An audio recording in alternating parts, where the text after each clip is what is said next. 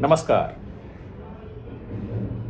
इस वीडियो को सुनने के पहले आप सबसे अनुरोध है कि ये YouTube चैनल का जो सब्सक्राइब बटन है उसे क्लिक कर दें, तो इस वीडियो को प्रमोट होने में बहुत सहायता मिलेगी, क्योंकि इस वीडियो से बहुत लोगों का जीवन बदल सकता है। और ऐसी सीरीज़ ऑफ वीडियोस में आपके पास अब ला रहा हूँ, क्योंकि मनुष्य जीवन में जो भी गलतियाँ करता है वो जानबूझकर नहीं करता, उसे कुछ ज्ञान की कमी होती है। हर व्यक्ति दिल से अच्छा है, यह मैंने पिछले वीडियो से कहा था। वो जो भी करता है अपनी चेतना के अनुसार करता है। तो आज मैं आपको बता रहा हूँ कि आप कौन हैं, आप हैं कौन, क्यों आए हैं और क्या करना है। क्योंकि जब तक इस ज्ञान का आभास हमें नहीं होता, हम जीवन में चले जा रहे होते हैं और गलतियां हो जाती हैं, कठिनाइयां आ जाती हैं। फिर हम देखते हैं कि ऐसा क्यों हो गया, क्या हो गया, इतने तनाव में क्यों आ गए, जीवन में इतने परेशानियां क्यों आ गई, क्यों इतनी गरीबी, इतनी बीमारी कहाँ से आ गई। हम करते तो सब कुछ सही हैं, लेकिन ऐसा हो क्यों जाता है। आपको अगर कहीं भी जाना होता है तो आपको पूरा पता होता है ना कि यहाँ मैं हूँ, ये करना है और वहाँ पहुँचना है, और आप डेली पहुँचते भी हैं, करते भी हैं। लेकिन जीवन में हमें पता नहीं होता कि हम क्या हैं, क्या करना है, क्यों करना है, यही पता नहीं होता। और जब तक पता चलता है तब तक काफ़ी देर हो चुकी होती है। फिर लगता है कि अब ऐसा कुछ सोचने करने से फ़ायदा क्या है। तो आज मैं आपको जो बता रहा हूँ उससे आपको अभ्यास होगा कि आखिर मैं हूँ कौन। अगर मैं आपको कहूँ कि ये आपका शरीर है तो आप बोलेंगे हाँ मेरा शरीर, लेकिन मैं आपको कहता हूँ कि आपका शरीर नहीं है, 1% भी नहीं है। आप बोलेंगे कैसे। आपका शरीर आपके माता पिता के एक एक सेल से मिलकर बना है, और प्रत्येक सेल का जो सोर्स है वो आपके माता पिता का है। एक अंश भी आपका नहीं है, वो आपके माता पिता का है, आपका पूरा शरीर। और बचपन से आपके माता पिता ने जो आपको खिलाया पिलाया, उससे आप बड़े हुए। ये भौतिक चीज़ें, जो खाने पीने की चीज़ें हैं आप डेली खा रहे हैं, जो ज़मीन से पैदा होती है, सूर्य के ऊर्जा से बनती है, पानी से बनती है, हवा से बनती है, उस पंच तत्व से ही इसमें ये डेली एडिशन हो रहा है। और आपका ये शरीर है, ये आपका बिल्कुल भी नहीं है। तो फिर आप बोलेंगे कि फिर माता पिता का शरीर कहाँ से आया। वो उनके माता पिता से, तो फिर उनके माता पिता का कहाँ से आया। तो फिर ऐसे ही ट्रेस करते जाएंगे। तो ये फिजिकल बॉडी जो है, ये भौतिक स्वरूप जो है, वो किसी न किसी भौतिक स्वरूप से उसका शुरुआत तो हुआ था। उसी को कहते हैं आदि भौतिक। अब आपको पता चला है कि आदि भौतिक क्या है। आदि भौतिक से ही सब कुछ आया है, और हम हैं, हमारे बच्चे हैं, उसके बाद उनके बच्चे होंगे, लेकिन ये शरीर हमारा नहीं है।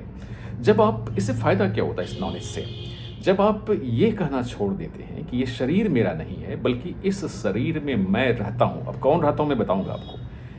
तो फिर आप इस शरीर से कुछ रोग होगा तो ये नहीं कहेंगे कि मुझे बीमारी हो गई, मेरे इस शरीर में जिसमें मैं रहता हूँ उसमें ये बीमारी हो गई। जैसे ही आप अपने बॉडी से डिटैच होकर बॉडी को देखते हैं दूर से ना, बीमारी ऐसे ही कम हो जाती है। जब आप अपने लिए चलते हैं कि मेरा क्या होगा, मेरा शरीर गया, मेरा ये हो गया, तो आप हमेशा एक बीमारी होती है लेकिन 90% चीज़ें अभी भी सही हैं, तो आप उसकी चिंता किए बैठते हैं और बीमारी आपकी और भी बढ़ती है और दूसरे ऑर्गन्स भी बीमार हो जाते हैं।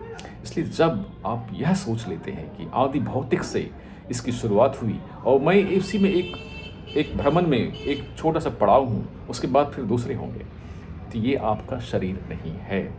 इस शरीर की देखभाल करना आपका कर्तव्य है जो आपको दी गई है। लेकिन अगर आप सोचेंगे कि मेरा शरीर है, दूसरों को इसमें क्या मतलब, जो होगा देख लूँगा, फिर यही गलती हम सब कर बैठते हैं। और इसीलिए इस सोच से, इस ज्ञान से आप अपने शरीर की अब ज़्यादा देखभाल कर पाएंगे, क्योंकि ये शरीर जो है सिर्फ एक है। अपनी गाड़ी का इंश्योरेंस कराते हैं आप, शरीर का इंश्योरेंस कौन कराता है? बहुत कम लोग। अपनी गाड़ी को आप हर 6 साल 10 साल में बदल देते हैं, शरीर को बदल नहीं सकते। अपनी गाड़ी की तो हर 3 महीने में 4 महीने सर्विसिंग भी कराते हैं, शरीर की कितनी सर्विसिंग कराते हैं। तो ये सिर्फ एक शरीर जो मिला है उसकी आप कितनी देखभाल करते हैं। तो यह शरीर जो आपको मिला है, जिसमें आप रहते हो, और इसकी जो इंटेलिजेंस है वो अनंत है। मेडिकल साइंस इसकी इंटेलिजेंस को बहुत कम अभी तक समझ पाया है, उसके बावजूद हम कुछ इलाज कर पा रहे हैं। लेकिन बहुत सारी चीज़ें ऐसी होती हैं जिसका कोई इलाज हो ही नहीं सकता, क्योंकि हम उसे समझ नहीं पाए हैं कि हुआ क्यों और कैसे ठीक होगा।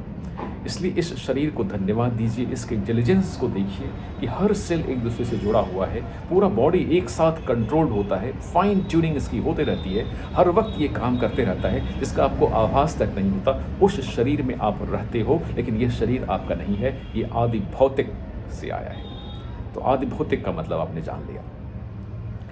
अब आपके माता पिता से जो फीमेल सेल होता है, आपके सेल में जो ऊर्जा बनती है, उस ऑर्गेनेल का नाम होता है माइटोकॉन्ड्रिया।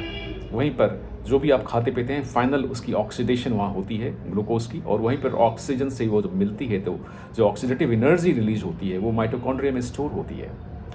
तो माइटोकॉन्ड्रिया का जो फॉर्मेशन होता है, उसके जो जीन होते हैं, जो माइटोकॉन्ड्रियल डीएनए होता है, वो आपके फीमेल मदर से ही मिलता है, फादर से वो जीन ट्रांसफ़र नहीं होता। जो भी एनर्जी आप में बनती है, जिससे आप बोल पा रहे हैं, चल पा रहे हैं, वो शक्ति आपको अपनी मदर से प्राप्त होती है। फीमेल जीन से ही माइटोकॉन्ड्रियल डीएनए की जो फॉर्मेशन होती है और उससे बॉडी में एनर्जी बनती है। तो फिर बोलेंगे कि उनको उनके मदर से आया, फिर उनको उनके मदर से आया। तो फिर वो शक्ति का सोर्स, प्रथम सोर्स क्या है? उसी को बोलते हैं आदि शक्ति। तो आदि भौतिक और आदि शक्ति आप समझ गए। जो हिंदू धर्म में ये कहा जाता है कि जो प्रथम शक्ति थी, प्रथम स्वरूप था, उससे शुरुआत हुई और हम समझ जा रहे हैं, अब समझ रहे हैं विज्ञान के तौर पर ऐसा हो रहा है। जो आदि शक्ति है वो देवी दुर्गा को कहा जाता है, या कोई भी जो प्रिमॉर्डियल एनर्जी है।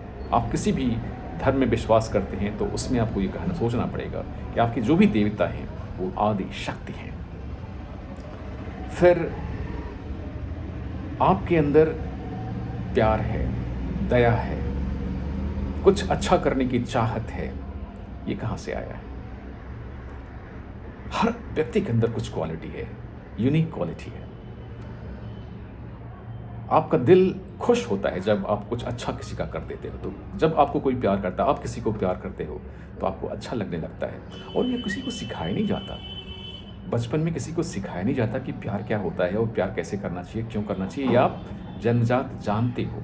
कुछ अच्छा करने की चाहत आपको हमेशा होती रहती है, कोई सिखाता नहीं है। एक इम्पल्स आता है कि मुझे ये करना है, कहाँ से आता है? उसी को कहते हैं आदि दैविक। जो डिवाइन क्वालिटीज़ हैं वो आपके अंदर है। कहाँ से आया? चलता आ रहा है। कहाँ से शुरुआत हुई?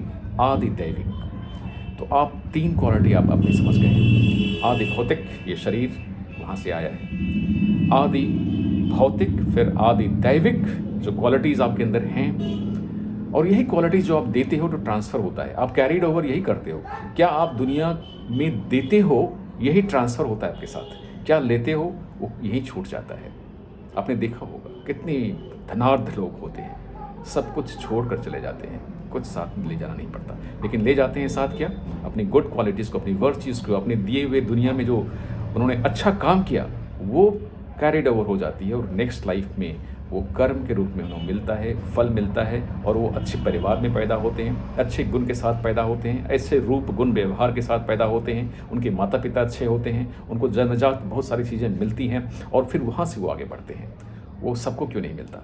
वो कैरिड ओवर पिछले जन्म से ही होता है। इसलिए साइंस इसे एक्सप्लेन नहीं कर सकता। लेकिन जो हम ये क्वालिटीज़ अपने आप में जाने कि आदि भौतिक, आदि दैविक और आदि शक्ति, इस तीनों चीज़ों को जानिए।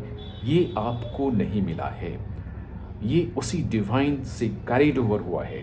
So it is said that man is divine. मनुष्य दैविक है। हर व्यक्ति का जो फॉर्मेशन है वो दैविक है। अगर आप इस बात को समझ लेंगे कि आप अपने आप में कुछ भी नहीं हैं, आप एक ऊर्जा हैं जो इस भौतिक स्वरूप में रहते हैं, आपको दुनिया को सिर्फ देना है। अगर सिर्फ इस बात को लोग जान लें तो सारी मैं और तुम सब खत्म हो जाएंगे। सब कोई समझेंगे, हर कोई एक दूसरे को प्यार करेगा, एक दूसरे को इज्जत देगा, एक दूसरे की सराहना करेगा, और तभी उसे सब कुछ मिल जाएगा जिसकी उसे ज़रूरत है। अगर आप अपनी ज़रूरतों की सूची बनाएंगे तो आपको लगेगा कि बस रोटी, कपड़ा और मकान ही तो चाहिए। अगर इतनी ही मिलना है तो सबको करीब-करीब प्राप्त है। लेकिन जो ईगो की डिमांड होती है, जो अहम का डिमांड होता है, वो 99% हमारी ज़रूरतों को बढ़ा देता है। अगर उसकी डिमांड ना हो, तो हर व्यक्ति खुश रहे और इन 3 बातों को जो जान ले, तो मेरा कहने का मतलब यह नहीं है कि ज़्यादा ले लेना, ज़्यादा संपत्ति अर्जित करना कुछ गलत है। लेकिन वो तभी जब आप उसको देने के लिए लो। जब आप देने के लिए कुछ धन अर्जित कर रहे हैं तो उसमें कोई गलत नहीं है।